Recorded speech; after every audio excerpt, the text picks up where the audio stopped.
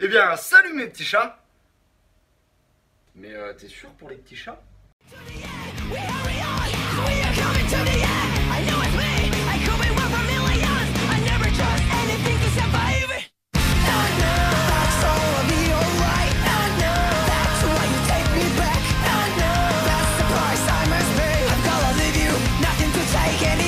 Et aujourd'hui, on se retrouve pour ce nouveau Parlant Manga et on va parler de Fairy Tail.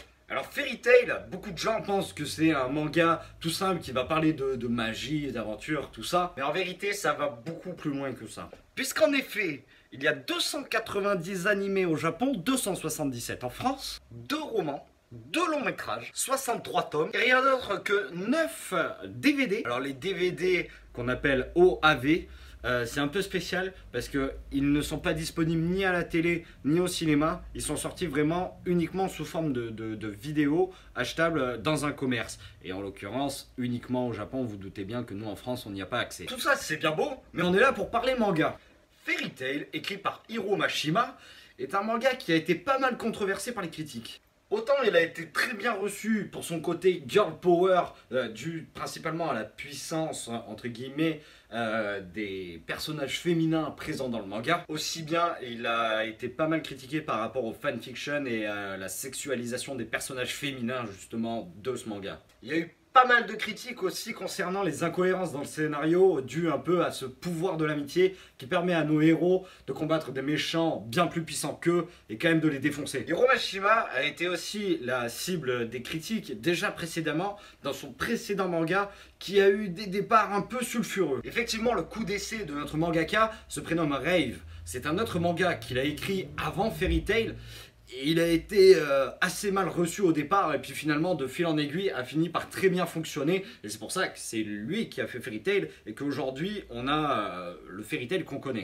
Fairy Tail n'est pas très populaire au Japon mais il l'est énormément en Europe et aux États-Unis. Nous de toute façon on n'est pas là pour faire une critique constructive de la chose, on va uniquement parler du manga. Moi personnellement j'adore ce manga aussi bien en animé qu'en livre, je surkiffe. Maintenant que tout ça c'est fait, parlons de Fairy Tail.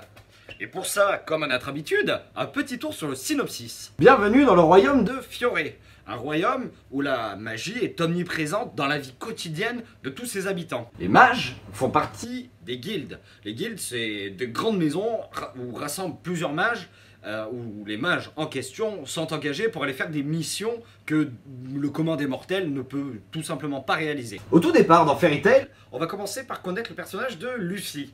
Lucy qui n'est autre qu'une magicienne constellationniste. Je vais pas vous en raconter des tonnes sur ses pouvoirs magiques, mais en gros, elle a des clés magiques qui lui permettent d'ouvrir des portails vers le monde des esprits, qui permet de faire venir un esprit, de défoncer les méchants et de retourner dans le monde des esprits. Et notre amie Lucy a un rêve, celui de rejoindre la guilde de Fairy Tail. Rêve qu'elle finira par atteindre en faisant la rencontre de Natsu et Happy, 2 membres de Fairy Tail qui sont aussi des personnages très importants, voire les plus importants. De là, nous allons faire la rencontre de plein de nouveaux personnages. Ils vont commencer à se monter leur petite équipe d'amis. Comme dit précédemment, hein, tout ce qui est power, amitié, tout ça, hein, voilà, toi-même tu sais. Et vont partir faire des missions. Et après, ça va les toucher plus ou moins personnellement. Et c'est là toute l'histoire qu'on va suivre. Fairy Tail, moi, c'est un manga que je vous conseille vraiment. Il y a de l'humour, il est zen, il est décontracté, il y a de l'action, il y a de la magie. Ça se passe vraiment dans un monde totalement imaginaire. Pour moi, je trouve que Fairy Tail, c'est un super échappatoire du quotidien. Justement, moi, de son côté presque simpliste, je le trouve hyper attrayant. On se plonge vraiment dans l'histoire et de façon très simple. Écoutez, je crois que tout est dit. Alors on va se laisser là-dessus. T'oublies pas les pouces bleus, t'oublies pas de t'abonner, t'oublies pas de te déchaîner dans les commentaires, t'oublies pas mes réseaux sociaux.